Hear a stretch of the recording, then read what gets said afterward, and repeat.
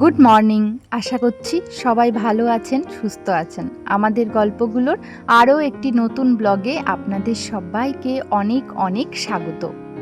প্রত্যেক দিন ঘর তো ওই 15 মিনিট করে ডাস্টিং এমনিতে করা হয়, তবে কি বলুন তো, সব জায়গায় তো সেভাবে ডাস্টিং করা হয়ে ওঠে না। মানে ফার্নিচারগুলো মোছামুছি, তারপরে দেওয়ালের ঝুলগুলো নামানো, সেগুলো তো প্রত্যেক দিন ওই 15-20 মিনিটে তো হয়ে ওঠে না। ওই যেটুকু সামনে দিয়ে ডাস্টিং করা হয় ওইটুকুই হয়ে ওঠে। তবে প্রত্যেক মাসে যদি অন্ততপক্ষে একদিন করে আমরা ভালোভাবে আমাদের বেডরুমটাকে ডিপ ক্লিনিং করি, তাহলে কিন্তু পুরো মাসটাই কিন্তু ঘরটা অনেক সুন্দর গোছানো এবং সাথে কিন্তু পরিষ্কার পরিচ্ছন্ন থাকে। তো অনেকেই ভাবেন যে বাচ্চা নিয়ে কিভাবে সবটা সম্ভব, আবার অনেকে বলেন যে বাচ্চা থাকলে তো এভাবে ঘর পরিষ্কার করা বা গুছিয়ে রাখা সম্ভব না। দেখুন, বাচ্চাকেই অবশ্যই এটা শেখাতে হবে যে ঘরটাকে আমাদেরকে সবসময় গুছিয়ে রাখতে হবে। আস্তে আস্তে ওরাও কিন্তু ওই ঘর গোছানো জিনিসটা শিখে যাবে। আর সাথে করে বাড়িতে যদি বাচ্চা থাকে, তাহলে আমার মনে হয় ঘর বাড়ি সবসময় পরিষ্কার পরিচ্ছন্ন রাখলেই ওদের জন্য ভালো। কারণ এখানে ওখানে ময়লা জমলে ওরা তো সবটা বোঝে না, ওরা তো ময়লাতে হাত দেবেই, আর সেই হাত কিন্তু ওরা মুখেও দেয়।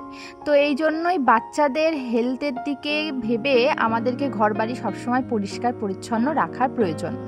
এই জন্যই আমি ভেবেছি যে প্রত্যেক মাসে হাতে মাত্র 1 ঘন্টা সময় নিয়ে আমি আমার বেডরুমটাকে একটুখানি ডিপ ক্লিনিং করে নেব। কারণ বেডরুমে কিন্তু আমাদের বেশিরভাগ সময়টা দিনের মধ্যে কাটাতে হয়। আমার বাচ্চা তো বেশিরভাগ সময়টাই বেডরুমেই থাকে। সেই জন্য পুরো মাসের কথা চিন্তা করে পুরো মাসটা যদি আমরা আমাদের ঘরটাকে পরিষ্কার পরিচ্ছন্ন রাখতে চাই, তাহলে মাসের একটা দিন, যে কোনো একটা দিন বেছে নেব আমরা 1 ঘন্টা 1.5 ঘন্টা ডিপ ক্লিনিংয়ের জন্য। মানে 1 ঘন্টা যদি আমরা একটু ডিপ ক্লিনিং করে নিই, তাহলে কিন্তু পুরো মাসটা আমাদের ঘর একদম ঝকঝকে পরিষ্কার পরিচ্ছন্ন থাকবে। তো আজকে আমি করছি, আবার সামনের মাসে এইরকমই তারিখের দিকে, মানে আগে পরে একটু হতে পারে, আমার সুবিধা মতন আমি কিন্তু আবার এরকমভাবে ডিপ ক্লিনিং করব। তো আসলে মাঝে কয়েকদিন আমার এরকম ডিপ ক্লিনিং করা হয়ে ওঠেনি, এই জন্যই একটু বেশি ময়লা জমে গেছে। তবে আমার মনে হয় প্রত্যেক মাসেই যদি একবার করে এরকম করা হয়, তাহলে কিন্তু খাটনিটা অনেক কম হবে, মানে ময়লা খুব বেশি জমবে না, এবং সাথে করে ময়লা জমার আগেই কিন্তু সবটা পরিষ্কার হয়ে যাবে। তো বেশ কয়েকদিন হলো আমার বর খালি বলছে যে টিভির ওপর না ধুলো পড়েছে। এবার আমি এমনিতে মাঝে মধ্যে কিন্তু দেখবেন পরিষ্কার করি, এমনি একটু ডাস্টিং করি, তবে কি বলুন তো, এত ধুলো, আর যেহেতু গরমকাল, ফ্যানের হাওয়ার সাথেই দেখবেন বাইরে থেকে সমস্ত ধুলো ঘরে চলে আসে, যে কারণে আজ মুছলে কাল আবার কিন্তু ধুলো পড়ে। তাই আমি ভাবলাম যে ঠিক আছে, কেউ যদি আমাকে এরকম বলে থাকে না যে ঘরে ময়লা হয়েছে, ধুলো জমেছে, তাহলে আমার খুব খারাপ লাগে। কারণ সারাদিন আমি তো পরিশ্রম করি এই ঘর বাড়ি পরিষ্কার পরিচ্ছন্ন রাখার জন্যই, সেখানে যদি তবুও কেউ ময়লা চোখে দেখতে পায়, তাহলে সেটা আমার কানে খুব বাজে। এই কারণেই আমি কাল পরশুই আমি ভেবে রেখেছি যে এই দিনটাতে আমি, মানে আজকের দিনটাতে আমি ভালো মতন করে ঘর 1 ঘন্টা ধরে ডিপ ক্লিনিং করব। তো আমাদের এই যে আলনার পিছনটা ময়লা হয়েছিল, কারণ আলনার পিছনটা কিন্তু জামা কাপড় সরিয়ে সব সময় ধুলো, তারপরে যে ঝুলগুলো পড়ে সেগুলো কিন্তু পরিষ্কার করা হয়ে ওঠে না। কারণ যদি আলনার পেছনটা ময়লা পরিষ্কার করতে যাই, তাহলে কিন্তু আমাকে জামা কাপড়গুলো সব এরকমভাবে নামাতে হবে, আবার গোছাতে হবে। প্রতিদিন তো এভাবে করা সম্ভব না, কারণ অনেক টাইমের ব্যাপার। 1-1.5 ঘন্টা মানে কিন্তু অনেকটা টাইম। এবার বলি গুছিয়ে রাখার কথা। আলনা জিনিসটা অনেকেরই পছন্দ নয়, এমনকি আমারও পছন্দ না। কারণ আলনা না ঘরের শোভা বরঞ্চ বাড়ানোর থেকে কমিয়ে দেয়। কারণ আলনায় বেশিরভাগ জামা কাপড়গুলো অগোছানোই হয়ে থাকে প্রত্যেকের বাড়িতে। তবে এভাবে যদি সুন্দরভাবে পাটে পাটে আমরা গুছিয়ে রাখি, আলনা কিন্তু ঘরের শোভা বাড়াতে বাধ্য। তবে আমাদেরকে একটা জিনিস মাথায় রাখতে হবে, যে সমস্ত জামা কাপড়গুলো একটু বেশি কালারফুল, মানে এই ধরুন লাল, তারপর হলুদ, তারপর গোলাপি, এই কালারফুল জামাগুলো সবসময় আমরা উপরের দিকে রাখবো, মানে যেখানে আমাদের চোখ আগে যাবে সেই জায়গাটাতে রাখবো, তাহলে আলনাটা দেখতে ভালো লাগে। এবং যে জামা কাপড়গুলো দেখতে বেশি সুন্দর, সেই জামা কাপড়গুলোই আমরা উপরে রাখার চেষ্টা করব, তবে কিন্তু আলনা শোভা বাড়াবে। আর যেগুলো আমাদের খুব বেশি প্রয়োজন হয় না, সেই জামা কাপড়গুলো আমি কিন্তু নিচের দিকটাই রেখেছি, মানে তলায় রেখেছি, তারপরে উপরের দিকে কিন্তু যেগুলো প্রত্যেক দিন প্রয়োজন হয় সেই জামা কাপড়গুলোই রেখেছি। দেখতেই পাচ্ছেন এত সুন্দরভাবে আলনাটা গুছিয়ে নিয়েছি, এতে করে কিন্তু আলনা কখনোই আমার ঘরের শোভা কমাচ্ছে না, মানে দেখতে বেশ লাগছে। তবে প্রত্যেক দিনের কথা যদি বলি তাহলে বলবো যে প্রত্যেক দিন যে জামাটা যখন নিচ্ছি আবার ভাঁজ করে রাখবো সেই একই জায়গাতে, বা যখন আমাদের জামা কাপড়গুলো ধোয়া কাচা হয় তারপরে সে যেরকমভাবে ভাঁজ করা ছিল সেরকমভাবেই যদি আমরা একটা একটা করে পাটে পাটে ভাঁজ করে রাখি তাহলে কিন্তু দিব্যি এভাবেই থাকে। হ্যাঁ, বাড়িতে বাচ্চা আছে, একটু এলোমেলো হবে, তবে যখনই সুযোগ পাবো তখনই কিন্তু গুছিয়ে নেব। আমি প্রত্যেক দিনই ওই ছোট্ট একটা ঝাড়ু আছে ওটা দিয়ে এদিক ওদিক একটু ঝেড়ে নিয়ে এদিক ওদিক একটু ডাস্টিং করে নিই। তবে কি বলুন তো, প্রত্যেক দিন এই যে আয়নাগুলো মোছা, জিনিসপত্র সরিয়ে সেগুলো মুছে নেওয়া, এগুলো হয়ে ওঠে না। সেই জন্যই মাসের ওই একটা দিন বেছে নেওয়া আর কি। তাতে করে আমার কিন্তু প্রচুর ময়লা জমে যায় না। অনেকে কি করেন না, সারা বছরে না ওই একবার কি দুবার ঘর ঝাড়েন, যে কারণে পুরো বছর ধরে যে ময়লাগুলো জমতে থাকে প্রচুর প্রচুর ময়লা হয়ে যায়। এতে করে কিন্তু ওই ময়লাগুলো আমরা হয়তো সব সময় চোখে দেখতে পাই না, কিন্তু ওই ধুলোবালির কারণে কিন্তু আমাদের অনেক সময় অ্যালার্জি হয়ে যায়। যেহেতু আমার ঘরে বাচ্চা আছে, আর বাচ্চাদের তো স্কিন বলুন বা হেলথ বলুন অনেক সেন্সিটিভ ওরা, তাই ঘরে যদি ধুলো ময়লা জমা থাকে তাহলে কিন্তু ওদের অ্যালার্জির ইস্যু হতে পারে বা অন্য কোনো কিন্তু হেলথ ইস্যু হতে পারে। সেই কারণে আমি ওর কথা চিন্তা করেই মাঝে মধ্যে ভেবেছি এরকমভাবে, মানে ওই সপ্তাহে একটা দিন বেছে নেব, এরকমভাবে ডিপ ক্লিনিং করব, তাহলে আমার প্রচুর ময়লা জমে যাবে না।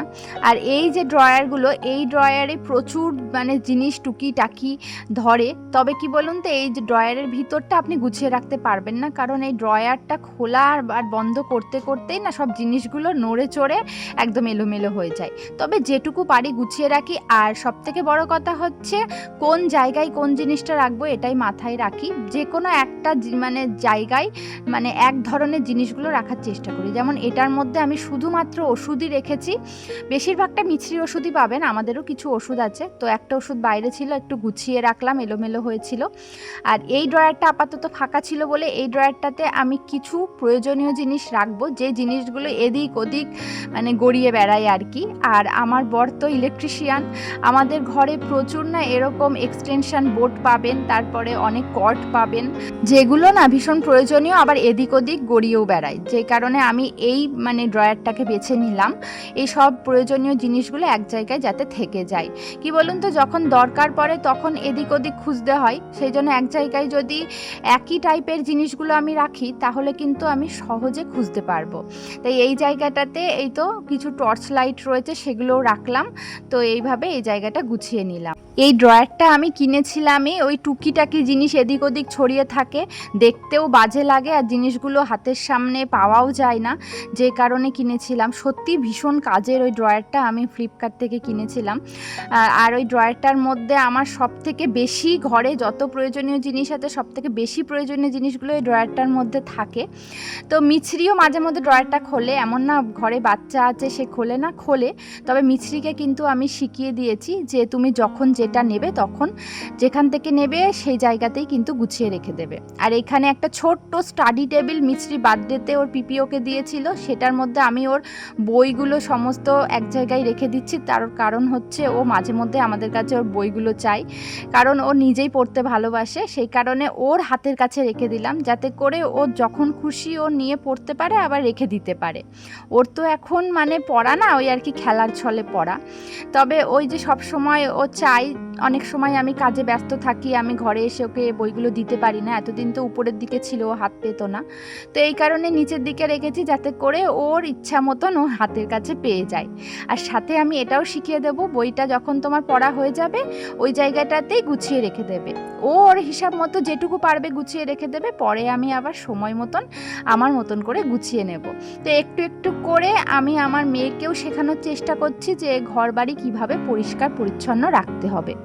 আমি চাই মিছরি এখন থেকে একটু একটু করে শিখুক যে ঘর সবসময় পরিষ্কার রাখতে হবে। আগের দিন একটা ব্লগে আপনাদেরকে বলছিলাম যে ও কিন্তু এখন ওই ডাস্টবিন বালতিতে ময়লাগুলো ফেলতে পারে, নিজের হাতে কাগজের টুকরো বলুন বা কোনো প্যাকেট বলুন নিয়ে গিয়ে কিন্তু ওই ডাস্টবিন বালতিতে ফেলে দিয়ে আসে। এইটুকু বয়সে ও এইটুকু জিনিস শিখেছে, আর এটুকু উপলব্ধি করতে পেরেছে যে ময়লা ঘরে রাখতে নেই, সেটাই যথেষ্ট। তার সাথে মিছরিকে আমি এটাও শিখিয়েছি যে ঘরে ঘরে যে সমস্ত গাছপালাগুলো আছে আপনারা হয়তো ভাববেন যে গাছপালাগুলো কি মিছরির হাতের নাগালের বাইরে, না একদমই না, সামনেই তো রয়েছে, দেখতেই পাচ্ছেন। কিন্তু ও কিন্তু গাছের পাতা এখনো পর্যন্ত ছেড়েনি। একদিন ছিঁড়েছিল, সেদিনই আমি ওকে অনেকটা বারণ করে দিয়েছিলাম, অনেক বুঝিয়েছিলাম যে গাছ কষ্ট পায় গাছের পাতা ছিঁড়লে, তোমার যেমন গায়ে আঘাত লাগলে তুমি কষ্ট পাবে, ব্যথা লাগবে, সেরকম কিন্তু গাছেরও ব্যথা লাগে। সেই দিনের পর থেকে ও কিন্তু আমার মতন গাছকে ভীষণ ভালোবাসতে শিখে গেছে। এখন না আমার ওই বারান্দাতে যে গাছগুলো আছে, ওই গাছের গায়ে বা টবের গায়ে বলুন হাত বোলাই, মানে যেভাবে আর কি আমরা সবাইকে আদর করি, ভালোবাসি, ও কিন্তু সেটাই করে দেখতে পাই। ও কিন্তু এখন আর গাছের পাতা টেনে ছেড়ে না। আসলে বাচ্চাদেরকে যেভাবে আমরা বোঝাবো না, যেভাবে শেখাবো, আমি জানি সেভাবেই ওরা মানুষ হবে, সেভাবেই ওরা বড় হবে, সেভাবেই শিখবে। তো আমি এখন থেকে ওই জন্য একটু একটু করে চেষ্টা করছি যাতে করে আমার পরে না সমস্যা হয়। আর এখন সত্যি কথা বলতে মিছরির বয়স মাত্র 2 বছর, তবুও এই বয়সে অনেকটা কিন্তু ও শিখে গেছে ঘর বাড়ি কী করে পরিষ্কার পরিচ্ছন্ন রাখতে হবে। তবে সেটার জন্য কিন্তু আমি ওর খেলা কখনোই বন্ধ করি না। ও সমস্ত কিছু ছড়িয়ে খেলতে বসে, আমি ওকে কখনোই কিন্তু সেটা বারণ করি না, কারণ ওর শৈশবের দিনগুলো, ওর শৈশবের এই আনন্দগুলো আমি মাটি হয়ে যেতে দিতে চাই না একেবারেই। তো যাই হোক, কথা বলতে বলতে আমার ঘর একদম সুন্দর পরিষ্কার হয়ে গেছে। এবার ভালো করে ঘরটাকে মুছে নিচ্ছি। আর এভাবে এত সুন্দর করে ঘর ক্লিনিং করলে কী যে শান্তি লাগে মনে, আপনারা তো জানেনই, যখনই ঘর পরিষ্কার করবেন দেখবেন মনে একটা আলাদাই শান্তি আসে। ভীষণ ময়লাও হয়েছিল ঘরে, কারণ অনেক দিন এভাবে ডিপ ক্লিনিং করা হয়নি। তবে আপনাদেরকে দেখানোর সাথে সাথে আমিও এবার থেকে ভেবেই রেখেছি যে এরকম মাসে একবার করে কিন্তু আমি ডিপ ক্লিনিং করবই। আমাদের শোবার ঘরটি সবসময় যদি এরকমভাবে পরিষ্কার পরিচ্ছন্ন থাকে, তাহলে কিন্তু আমাদের মনে অনেক পজিটিভিটি থাকে। সাথে করে শোবার ঘর পরিষ্কার পরিচ্ছন্ন রাখলেই কিন্তু আমাদের স্বাস্থ্যও ভালো থাকে। আমাদের বেডরুমের বেশিরভাগ ফার্নিচারেরই কিন্তু রং চটে গেছে, প্রায় বেশ কয়েক বছর হয়ে গেল। তবে এগুলো যদি রং করা হয় আবার কিন্তু নতুনের মতোই লাগবে। এখন করব না, তবে ইচ্ছা আছে আমাদের ঘরটা যখন প্রায় কমপ্লিট হয়ে যাবে, মানে ওই যে ফ্লোরে টাইলসগুলো বসানো হয়ে যাবে, তখন কিন্তু আমাদের ইচ্ছা আছে এই সমস্ত ফার্নিচারগুলো নতুন করে সাজানোর। যাই হোক, আজকের ব্লগটি এখানেই শেষ করছি। সবাই ভালো থাকুন, সুস্থ থাকুন, দেখা হচ্ছে পরের ব্লগে।